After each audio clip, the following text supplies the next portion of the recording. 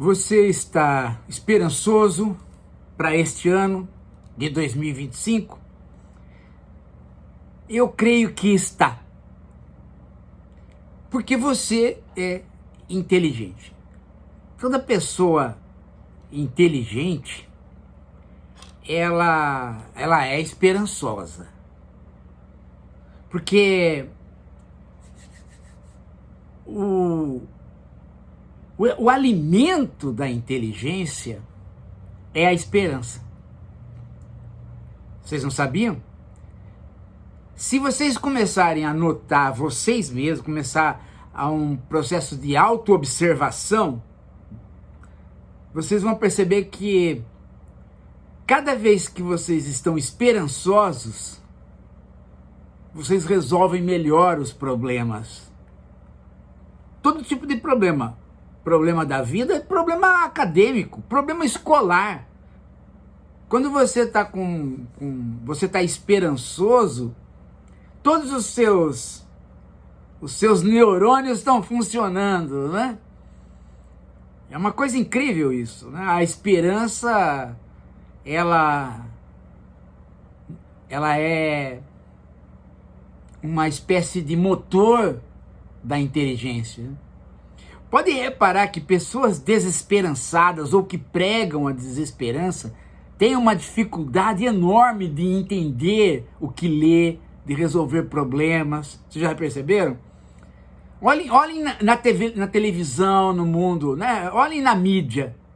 Você vai ver, você fala, pô, mas aquele cara só fala bobagem, e normalmente ele é desesperançado. Pode reparar. Os brasileiros estão esperançosos. Não é um povo burro. O brasileiro é um povo inteligente. É um povo sagaz. Além de inteligência, ele é sagaz.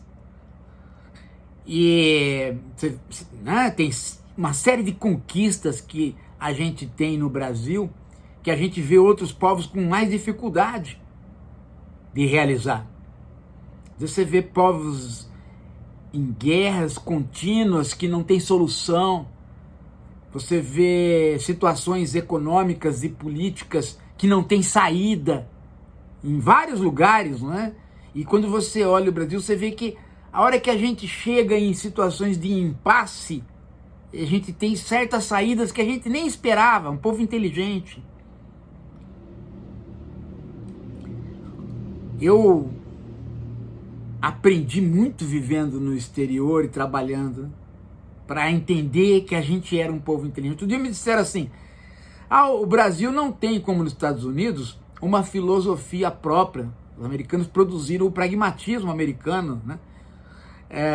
E o Brasil não produziu, mas o Brasil produziu uma literatura que você não precisa ter uma filosofia. O teatro, o cinema, a literatura são coadjuvantes desse processo da cultura. Às vezes você não, né? Um país não precisa ser bom em filosofia para ser inteligente. Ele pode, o Machado de Assis, por exemplo. Quem tem um escritor como Machado de Assis, que é escritor, romancista, contista e filósofo? Né? Bem, mas o que eu queria dizer para vocês é que a pesquisa realizada aí pelo IPEA, pela Febraban, tem várias pesquisas agora de final de ano, mostraram que de cada 10 brasileiros, só 2 não acreditam que 2025 vai ser melhor. Só 2. Só 2. De 10, 8 acreditam que nós melhoramos de 2 anos para cá e que vai ser melhor o futuro. É interessante notar que há uma percepção da melhora clara. Vou até ler um trecho que eu pus aqui das pesquisas para vocês verem, né? Olha aqui, olha que coisa aqui. Na pesquisa da Febraban, que é a Federação dos Bancos, 46% responderam, 46% responderam que as coisas melhoraram em 2024. Né? Na sua situação pessoal. 34% disseram que ficaram como estavam. Então, é uma percepção bastante positiva. 80% disseram que pode melhorar mais este ano. E olha só a avaliação do governo. Agora a avaliação do governo, né? Essa do IPEC.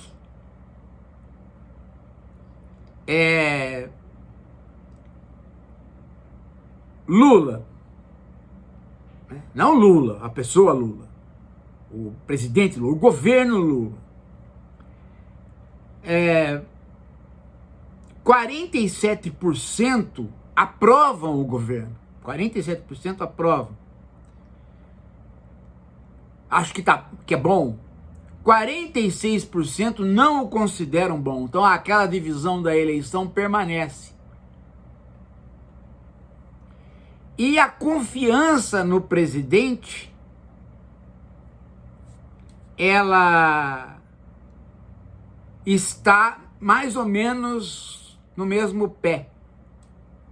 52% desconfiam do presidente, não tem total confiança. 45% tem confiança no presidente. Então, você poderia dizer, mas com esta perspectiva de otimismo, não era para ter uma avaliação melhor ainda do governo? Bom, você poderia dizer também, né? Diante dos elementos concretos de melhoria, não do que a população acha, mas diante do que é a situação concreta através de estatísticas da situação concreta, ela realmente melhorou. Então a avaliação do governo não teria que melhorar? Então veja, olha, você tem diminuição de queimada, você tem uma queda do desemprego fantástico, que é a menor da série histórica, você tem quase no pleno emprego, menos de 6% de desempregados. Você tem um poder de compra que se ampliou, nós não temos uma redução do poder de compra, ele oscilou, né? Ele melhorou 23, melhorou 24, desceu, ele oscilou, mas no cômputo geral ele não foi uma perda. Você tem um PIB que se esperava pequeno e ele subiu. E você tem também aí, né, os programas sociais que fizeram com que as famílias gastassem mais e através de programas do governo a dívida de cada família também se reduziu. Pouco, mas se reduziu. E a indústria, né, que não dava ares de vida há muito tempo, e o programa do Alckmin de reindustrialização, ele deu uma sobrevida, deu uma respirada da indústria. Então, por que, né, você não tem uma correspondência? Por exemplo, 80% das pessoas dizendo que o ano que vem, esse ano agora 2025, vai ser melhor, né? Então aí seria 60%, né? Pelo menos 60% dizendo, ó, o governo tá bom. Por que 47%? E por que 52% não confiam no presidente? Embora isso não seja muito diferente do que estava lá atrás. Olha, eu não sou de dar esse tipo de resposta que eu vou dar agora. Tá? É a primeira vez, acho que, não sei, nos 20 anos de canal. O canal tem 20 anos. É o canal mais antigo né? Era um canal de filosofia, nós passamos a trabalhar com filosofia política e criamos a esquerda reflexiva. Mas eu não sei se em todo esse período eu não disse alguma vez esse tipo de resposta, mas nos últimos 6 anos, 5 anos, eu não apelei para esse tipo de resposta, que é a resposta da comunicação do governo. Sabe por quê? Porque isso é sempre o que o próprio governo fala. Não comunicamos e tal. Mas agora, pela primeira vez, eu sou obrigado a dar a mão à palmatória para o próprio Lula. A maneira como o governo se apresenta para a sociedade nas mãos de figuras que são completamente sem competência para tal, cria a possibilidade da imprensa conservadora dominar o discurso. E a imprensa conservadora inteira, talvez talvez toda a imprensa, ela teima em bater na tecla de que o caminho econômico do Brasil está errado. É engraçado porque o brasileiro, ele não vai ler as estatísticas. Ele faz um trabalho, como todo lugar, né? Como todos nós, você faz um trabalho assim. Uma coisa é você no cotidiano. Você tem uma impressão da sua atuação no cotidiano. Melhorou, piorou, né? Outra coisa é a situação efetiva, o poder de compra, desemprego, as questões de saneamento, de desmatamento, as questões que você vive. E uma terceira coisa é o volume de informações que sempre crivadas por ideologia, claro, que você recebe. Então, o resultado final da sua própria avaliação final sobre um governo depende desses 3 elementos. E o terceiro elemento, ele está completamente destoante dos outros 2, mas ele está pesando no resultado final que o brasileiro toma em relação ao governo. O brasileiro, se ele lesse as estatísticas, ele veria que a sensação de que melhorou, a sensação de otimismo que ele tem, de esperança, corresponde ao fato de que melhorou. E ele, então, veria com menos confiança a imprensa. Mas ele não faz esse peso. Na hora de falar do governo, ele sempre pensa não no que ele vive, mas ele sempre pesa o que ele vive com o que ele é informado pela imprensa. E aí, meu amigo, a rádio é o dia inteiro batendo contra o governo. Os jornais o dia inteiro. E agora não é mais a pauta da corrupção ou a pauta da segurança. Já faz um tempo que é a pauta da condução econômica.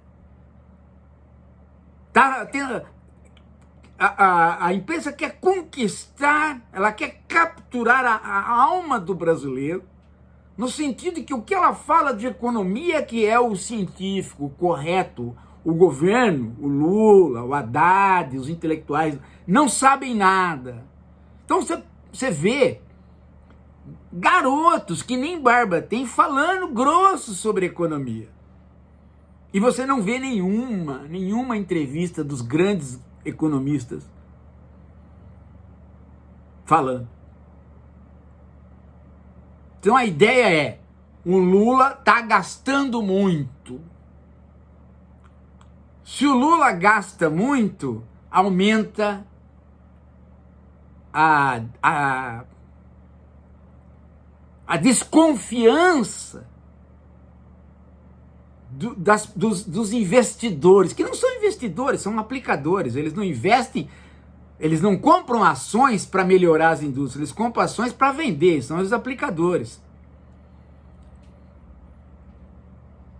Tá? Então, aumenta a desconfiança desse povo, por conta de que o governo gasta muito, Então, para eles emprestarem mais dinheiro, ou seja, para eles comprarem mais títulos do governo, além de ações,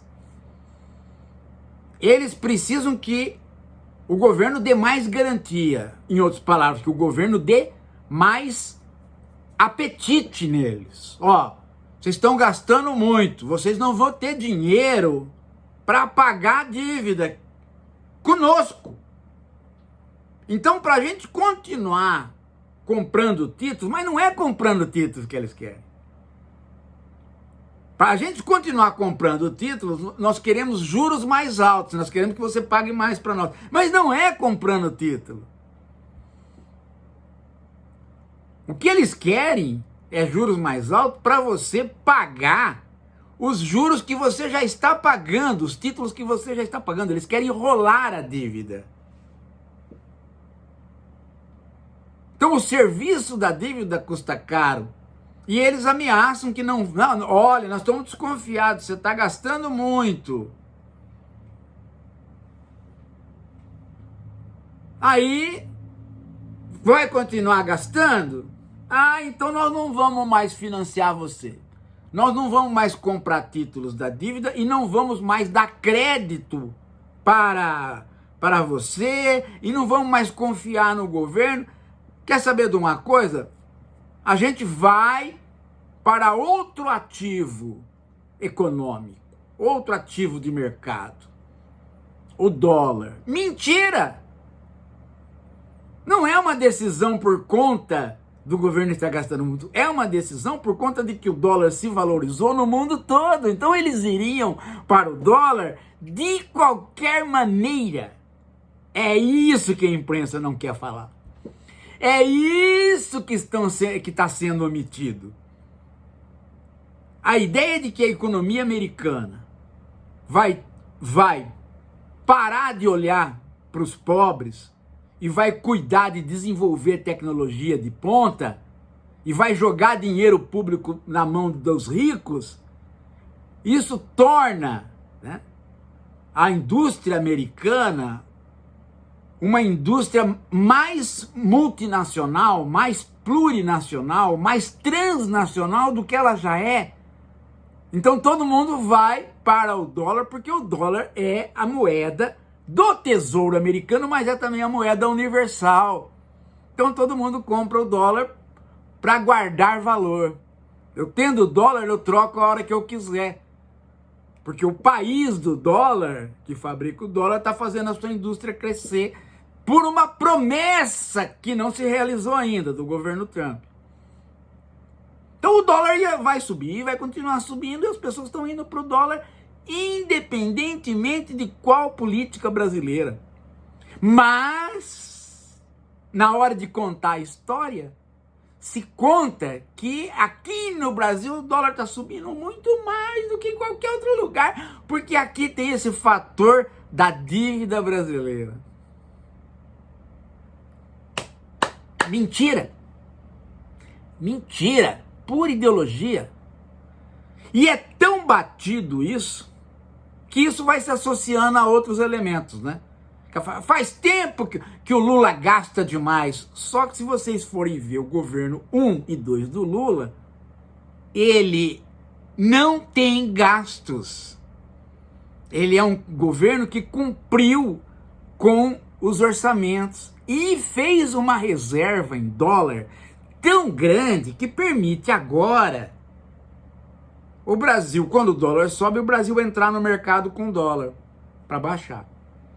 Então as reservas de dólar acumuladas lá atrás estão fazendo efeito. Mas está tendo uma subida do dólar. Agora, a impressão que a população fica é: pô, minha vida não piorou, tá melhor, desemprego cai, mas o governo está errado. Porque eu ouvi dizer no jornal que está errado, não pode gastar mais do que ganha. Ou seja, na hora de responder a um tipo de pergunta, a população brasileira responde à informação do jornal, a doutrina ideológica neoliberal. A pesquisa é claramente um indício disso. Se o governo fizer a política que está fazendo, ele vai obter ganhos políticos eleitorais, mas para tal ele precisa acertar o quê? Duas coisas. Combate da inflação real, não através de subida de juros, mas através de uma política de alimentos. É preciso comprar do pequeno produtor e não do grande que vende em dólar. E comprando do pequeno, favorecer a reforma agrária. E favorecendo a reforma agrária, ter silos para guardar a comida, para pôr no mercado, fazendo os preços baixar.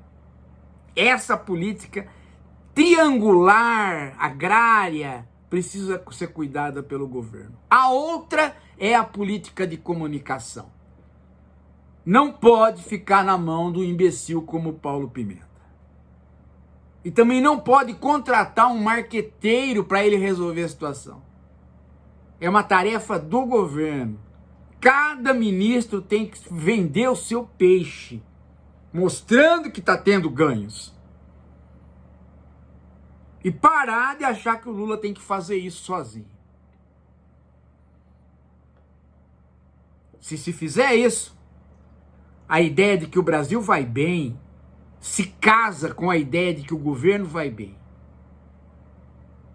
E essas duas ideias vão estar mais próximas da realidade, que mostra que o Brasil melhorou.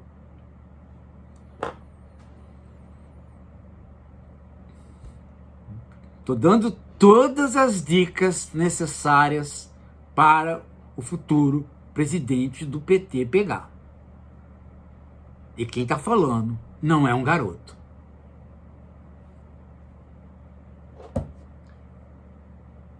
Daqui a pouco a gente volta.